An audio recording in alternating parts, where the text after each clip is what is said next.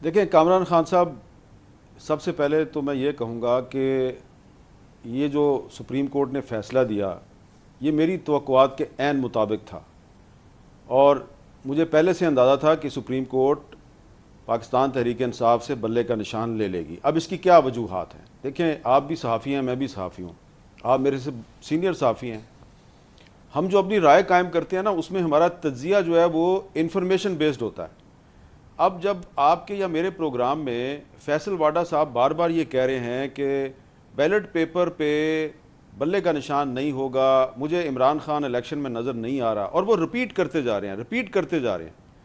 تو آپ بھی ان کو جانتے ہیں، میں بھی ان کو جانتا ہوں، تو مجھے بھی پتہ ہے وہ کس کس کو ملتے ہیں، آپ کو بھی پتہ ہے وہ کس کس کو ملتے ہیں۔ تو میں نے جب انہوں نے یہ تواتر سے بات کہنی شروع کی، میں نے اپنے طور پہ بھی پتہ کرنا شروع کیا۔ میں نے گوہر خان صاحب سے، علی ظفر صاحب سے، اور جو تحریک انصاف کے جو لیڈر ہیں ان سے میں نے بات کرنی شروع کی بھئی کہ آپ کا تو بلے کا نشان جا رہا ہے۔ تو وہ بڑے کانفیڈنٹ تھے کہ نہیں، ہمارا بلے کا نشان کیسے جا سکتا ہے۔ میں نے کہا یار، آپ تو آئین اور قانون کی بات کر رہے ہیں، لیکن جب فیصلہ ہو جائے تو پھر اس کو عملی جامہ پہنانے کے لیے ٹیکنیکل گراؤنڈز تو مل جاتی ہیں۔ تو میرے سے یہ جو ہمارے تحریک انصاف کے دوست ہیں، یہ میرے سے ایگری نہیں کرتے تھے۔ میں ان سے کہتا تھا الیکشن 8 فروری کو ہونا چاہیے، الیکشن میں آپ کو حصہ بھی لینا چاہیے، لیکن یہ آپ کو بتا دوں کہ آپ کے پاس بلے کا نشان نہیں ہوگا۔ تو اب وہی ہوا ہے، بلے کا نشان ان کے پاس نہیں ہے۔ میں اس آبزرویشن سے اتفاق نہیں کرتا کہ تحریک انصاف کے وکلاء جو ہیں انہوں نے اپنا مقدمہ جو ہے وہ صحیح طریقے سے پیش نہیں کیا، یا انہوں نے کمزور آرگومنٹس دکھائے۔ دیکھیں، جو سپریم کورٹ کی کارروائی بظاہر آپ کو لائیو نظر آ رہی تھی، اس میں آپ بہت سی جو ڈاکومنٹس ہیں جو ججز کے پاس تھیں اور وکلاء کے پاس تھیں، جو وکلاء دکھانا چاہ رہے تھے اور ایک جج صاحب جو ہے وہ دیکھنے میں انٹرسٹڈ نہیں تھے، وہ ڈاکومنٹس آپ کو نظر نہیں آ رہی تھیں۔ تو اس لیے میں یہ سمجھتا ہوں کہ ٹیکنیکل گراؤنڈز پہ آپ کوئی بھی فیصلہ کر سکتے ہیں، جب کوئی جرنلسٹ یہ فیصلہ کر لے۔ میں پیرافریز کرتا ہوں، گویا آپ یہ فرما رہے ہیں کہ جو سیٹرڈے کو فیصلہ آیا، وہ فیصلہ آیا تو ہے سیٹرڈے کو، اعلان اس کا سیٹرڈے کو ہوا، مگر وہ فیصلہ ہو گیا تھا کئی ہفتوں قبل، یا ہم یہ نہیں کہہ سکتے کہ لکھ لیا گیا تھا، مگر یہ فیصلہ ہو چکا تھا۔ دیکھیں نا، اس فیصلے کو اناؤنس کر رہے تھے فیصل واڈا صاحب، میرے دوست ہیں، بار بار اس فیصلے کو اناؤنس کر رہے تھے۔ اور فیصل واڈا صاحب جو ہیں وہ جب ایک فیصلہ اناؤنس کرتے ہیں بار بار کہ بھئی بلے کا نشان نہیں ہوگا، عمران خان الیکشن میں حصہ نہیں لے گا، وہ جیل سے باہر نہیں آئے گا، تو پھر مجھے پتا ہے کہ وہ یہ فیصل واڈا تو نہیں بول رہا نا، یہ تو کوئی اور بول رہا ہے۔ اب یہ میری بات کچھ لوگوں کو بری لگے گی، میں ان سے معذرت چاہتا ہوں، لیکن میں جناب فیصل واڈا صاحب جو ہیں ان کی بات کو بڑی میں اہمیت دیتا ہوں۔ دیکھیں، ٹیکنیکل گراؤنڈز پہ کسی پارٹی کے خلاف فیصلہ دینا جو ہے یہ ایسے ہی ہے کہ ٹیکنیکل گراؤنڈز پہ ایک سابق وزیر اعظم ذوالفقار علی بھٹو کو پھانسی دے دی گئی۔ آپ لاہور ہائی کورٹ کا فیصلہ پڑھ لیں، آپ سپریم کورٹ کا فیصلہ پڑھ لیں، بھٹو کیس میں اس کو کہیں پہ ایک نظیر کے طور پہ پیش نہیں کیا جاتا، لیکن ٹیکنیکل گراؤنڈز پہ آپ نے ایک پرائم منسٹر کو پھانسی کی سزا دے دی، کیونکہ جو مولوی مشتاق حسین صاحب تھے ہائی کورٹ میں، اور پھر اوپر جو انوار الحق صاحب تھے، انہوں نے پہلے سے فیصلہ کیا ہوا تھا۔ تو جب جج فیصلہ کر لیں کہ انہوں نے ایک خاص فیصلہ سنانا ہے، تو ٹیکنیکل گراؤنڈز وہ ڈھونڈ لیتے ہیں۔ جس طرح کہ میں اپنی مثال پیش کر دیتا ہوں، آپ کی نہیں کرتا۔ اگر میں نے بطور جرنلسٹ یہ فیصلہ کر لیا کہ آج میں نے انٹرویو کرنا ہے عمران خان کا یا نواز شریف کا، یا میں نے آج انٹرویو کرنا ہے مولانا فضل الرحمان کا، اور میں نے اپنے اس انٹرویو میں ان کو ناک آؤٹ کر دینا ہے، میں نے ان کے بقیے ادھیڑ دینے ہیں، میں نے ان کے چیتھڑے اڑا دینے ہیں، تو میں یہ کر دوں گا، اور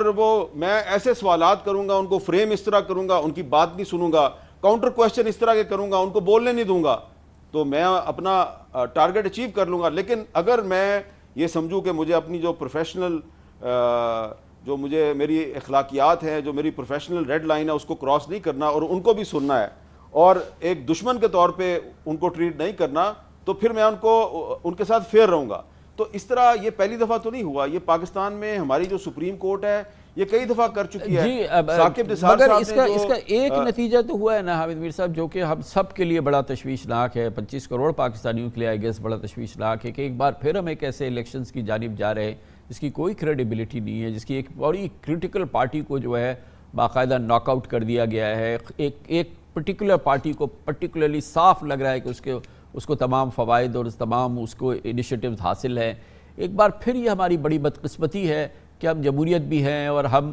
الیکشن کی طرف بھی جا رہے ہیں جو جمہوریت کی سب سے بڑا ستون ہوتا ہے, مگر اس ماحول میں اور اس انداز سے جس کے حوالے سے فیصلے آپ نے بتایا کہ پہلے سے آ گئے, یعنی کہ جو سپریم کورٹ کے فیصلے وہ پہلے سے آ گئے, تو الیکشن کا نتیجہ تو بتانا اب کوئی مسئلہ ہی نہیں ہے. تو یہ الیکشن ایک رسمی کارروائی ہے. الیکشن ایک رسمی کارروائی ہے, اس میں کوئی شک نہیں ہے, لیکن مجھے لگتا ہے کہ 2018 کا الیکشن بھی ایک رسمی کارروائی تھی. لیکن جب پولنگ ڈے آیا تو اس دن جو توقعات تھی عمران خان صاحب کی وہ پوری نہ ہوئیں, اور پھر اس میں جو آزاد امیدوار ہیں وہ آگے بیچ میں پیپلز پارٹی کو سندھ میں, مگر حامد صاحب اس دن تو دیکھیں نا کم از کم شیر کا نشان تو تھا نا. نہیں, میری ذرا بات سن لینا. جی وہ آپ کی بات درست ہے, جی آپ کی بات درست ہے, لیکن جو 2018 پہلے ہم کمپیئر کرتے تھے جی کہ 2024 میں وہی ہوگا جو 2018 میں ہوا, یہی بات کرنے لگا تھا. لیکن اب ہم وہ کمپیریزن نہیں کر سکتے. پہلے ہم تانا مارتے تھے جی کہ عمران خان بھی 2018 میں اسٹیبلشمنٹ کی مدد سے آیا, تو اب نواز شریف صاحب بھی اسٹیبلشمنٹ کی مدد سے آ رہے ہیں. اب ہم وہ نہیں کہہ سکتے کیونکہ اب جو 2024 میں جو الیکشن ہوگا وہ 2018 کے الیکشن کو بہت پیچھے چھوڑ گیا ہے. وہ پھر بھی کچھ نہ کچھ الیکشن تھا, یہ تو الیکشن ہوگا ہی نہیں. لیکن اس کے باوجود میں سمجھتا ہوں کہ 8 فروری کو اگر تحریک انصاف کے, اگر پیپلز پارٹی کے اور جماعت اسلامی کے اور پارٹیوں کے ووٹر جو ہیں وہ بڑی تعداد میں نکلیں, ووٹ ڈالیں, خاص طور پہ جو تحریک انصاف کے ووٹر ہیں, اگر ان کو موبلائز کر لیا جائے اور ان کی ایک بڑی تعداد جیتنے میں کامیاب ہو جائے, تو پھر میں سمجھتا ہوں کہ تحریک انصاف کے جو جیتنے والے کینڈیڈیٹ ہوں گے ایم ایل اے اور ایم پی اے, جس خواب کو آپ تشکیل دے رہے ہیں کہ وہ بڑی تعداد میں نکلیں اور وہ جیت جائیں, تو یہ سب کچھ اس لیے ہوا ہے کہ پی ٹی آئی کے ووٹرز نکل آئیں اور اس دن ووٹ دے دیں اور پھر اعلان ہو جائے کہ پی ٹی آئی اس لیے نہیں ہوا. آپ صحیح کہہ رہے ہیں, آپ صحیح کہہ رہے ہیں. لیکن دیکھیں یہ جو ہمارے جو لوگ اس طرح کے منصوبے بناتے ہیں, تو منصوبے تو وہ بہت بڑے بڑے بناتے ہیں, لیکن وہ جو ان کے منصوبے ہوتے ہیں وہ اکثر آپ نے دیکھا ہے جو بھی وہ منصوبے بناتے ہیں وہ اکثر منصوبے فیل ہو جاتے ہیں. تو ہو سکتا ہے کہ 8 فروری کو ان کا منصوبہ جزوی طور پہ کامیاب ہو جائے, لیکن یہ بات لکھ کے رکھ لیجئے گا کہ 8 فروری کے دن جو ہوگا اس کے بعد جو حکومت بنے گی وہ حکومت کو اس طریقے سے چلا نہیں پائیں گے جس طرح کہ وہ چلانا چاہتے ہیں. جس مقصد کے لیے وہ 8 فروری کو یہ سب کچھ کر رہے ہیں وہ مقصد جو ہے وہ الٹیمیٹلی وہ اچیو نہیں کر پائیں گے. یہ لکھ کے رکھ لیجئے آپ. اور میں یہ سمجھتا ہوں کہ الٹا بھی پڑ سکتا ہے.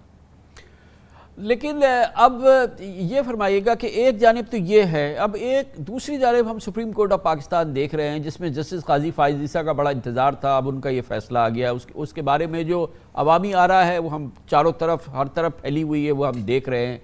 اس سے پہلے 2 جج صاحبان استعفیٰ دے کے جا چکے ہیں, جسٹس اعجاز الاحسن, جسٹس مظاہر اکبر نقوی, آئندہ کے چیف جسٹس استعفیٰ دے کے جا چکے ہیں. بتایا گیا ہے کہ جی ان پر بھی کرپشن کے الزامات تھے مبینہ طور پہ. اندر مزید اطلاعات آ رہی ہیں جو عدالت عالیہ ہے ہماری ہائی کورٹس کے, وہاں پر بھی ایک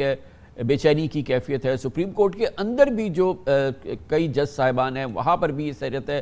ایک جانب سپریم کورٹ میں ایک تاریخی یہ چیز ہوئی ہے کہ 2 جج جو ہیں وہ استعفیٰ دے کے جا چکے ہیں, پھر یہ فیصلہ آیا ہے, پھر یہ عدالتی نظام ہے, اور ابھی عمران خان کے اور دوسرے لوگوں کے پی ٹی آئی کے ان گنت کیسز ان عدالتوں کے اندر ہے. ایک طوفان ہے جو کہ ان عدالتوں میں اس وقت چل رہا ہے, اور کوئی آتش فشاں ایسا لگتا ہے کہ بنتا نظر آ رہا ہے. دیکھیں یہ جو 2 جج صاحبان استعفیٰ دے کے گئے ہیں, میرا خیال ہے انہوں نے بہت اچھا کیا ہے, کیونکہ ان کے خلاف جو الزامات ہیں وہ بہت سنگین نوعیت کے تھے. اور یہ جو 2 جج صاحبان ہیں, یہ آج جو آپ کو سپریم کورٹ میں جو پولرائزیشن اور گروپنگ نظر آ رہی ہے, ججز کے درمیان جو کشیدگی نظر آ رہی ہے, اس میں ان 2 جج صاحبان کا بڑا کردار تھا. مظاہر نقوی صاحب جب لاہور ہائی کورٹ میں تھے تو وہاں سے انہوں نے یہ کام شروع کیا تھا, اور اعجاز الاحسن صاحب تھے سپریم کورٹ میں پچھلے کئی سال سے, وہ یہاں بیٹھ کے یہی کام کر رہے تھے. اور جب عمران خان کے دور میں قاضی فائز عیسیٰ پہ ریفرنس فائل کیا گیا تھا تو اس ریفرنس میں بھی یہ جج صاحبان اور ان کے کچھ دیگر ساتھی جج صاحبان تھے, ان کا جو کردار تھا اس کی وجہ سے آج قاضی فائز عیسیٰ صاحب پہ یہ الزام لگایا جاتا ہے کہ آپ انتقام کی سیاست کر رہے ہیں یا آپ ایک پارٹی سے انتقام لے رہے ہیں. میری یہ توقع تھی کہ قاضی فائز عیسیٰ صاحب جو ہیں وہ چیف جسٹس بننے کے بعد یہ جو گروپنگ ہے اس کو ختم کریں گے, اور مجھے یہ توقع بھی تھی کہ کم از کم تحریک انصاف کے خلاف کوئی اگر بہت ہی کرٹیکل قسم کا کیس آئے گا تو قاضی فائز صاحب اس بینچ میں نہیں بیٹھیں گے، کیونکہ یہ روایت میں نے دیکھی ہے کہ ماضی میں ایسا ہوتا رہا ہے، اور وہ نہیں بیٹھیں گے. کاش کہ وہ اس بینچ میں بھی نہ بیٹھتے 3 ممبر بینچ میں، لیکن وہ بیٹھ گئے. تو لیکن مجھے توقع تھی کہ شاید وہ ایسا کوئی کام نہیں کریں گے کہ لوگ یہ کہیں، صرف لوگ نہیں، آج تو لاہور ہائی کورٹ بار کی جو سیکرٹری جنرل ہیں انہوں نے بھی کہہ دیا ہے، اور بہت سے لیگل ایکسپرٹس کہہ رہے ہیں کہ قاضی فائز صاحب کا جو فیصلہ ہے یہ